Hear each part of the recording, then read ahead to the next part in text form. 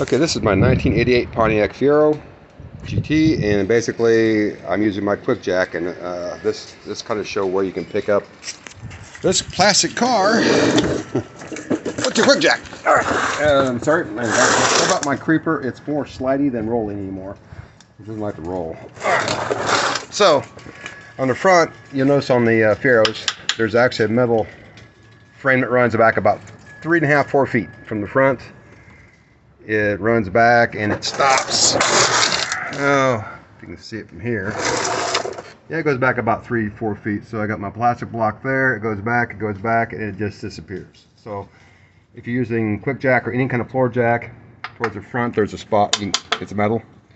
So, all right, that's the front where to put your Quick Jack. Sorry about again about my creeper, because it doesn't roll. I'm gonna just stand up here and I'm gonna pull that back there. The back actually is pretty straightforward. It's part of the cradle system for the engine, I guess. It's suspension. Oh, here we go. I got my plastic block sitting right here. You can see where the cradle comes down and it runs to the back. All your suspension, other things right there. But yeah, that's metal, so it's safe to pick up there too. You don't want to pick up in the middle of the body because you will crush things, because it's just plastic and fiberglass. I have lifted my Fiero up on the outside edge here. I put 2 blocks, spread them out, spread the weight, and it didn't damage anything, but you gotta be careful. So, because these cars are plastic and fiberglass, so you gotta find the right lifting place. I believe this is the back of the car. You come forward, you can see this spot here is where you actually hook your jack from the factory. I believe that's where that goes. It's like a scissor, so it locks into there. Yeah, I think it lifts the entire side of the car at one time. So, okay, if I'm wrong about that, I apologize, but I'm pretty sure that's where I used to pick my car up last time. Let's see here. Just sit up here. And as far as the Quick Jack goes,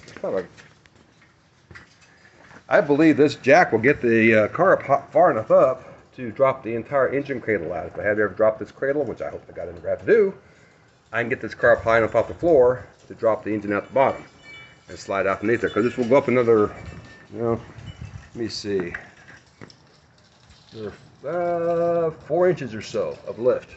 It's locked into place. There's little pins that lock these in. There's one right there, and there's one right there, and it's locked into place. It will not move.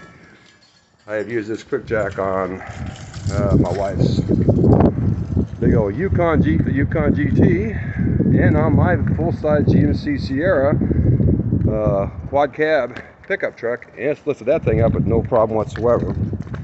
So yeah, I've used this Quick Jack on my Chevelle, which everything is shoved in the corner right now because my wife wants to, for some reason, park in the garage. Okay, it's winter time. She doesn't want her car to get, and doesn't want her car outside getting cold and snow. So I had to move everything over there. So my wife's rat rod is sitting there too. Work in progress. Chevelle waiting for parts. Yeah, it seems to be everybody's saying waiting for parts. So yeah.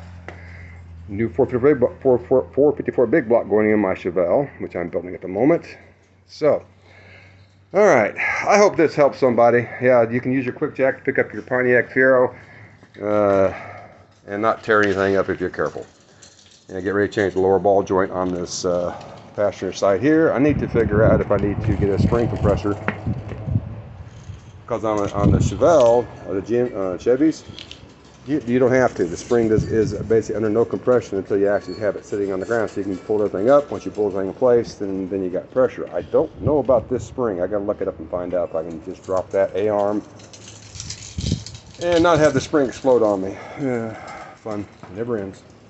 Okay, I hope to help somebody. All right, peace.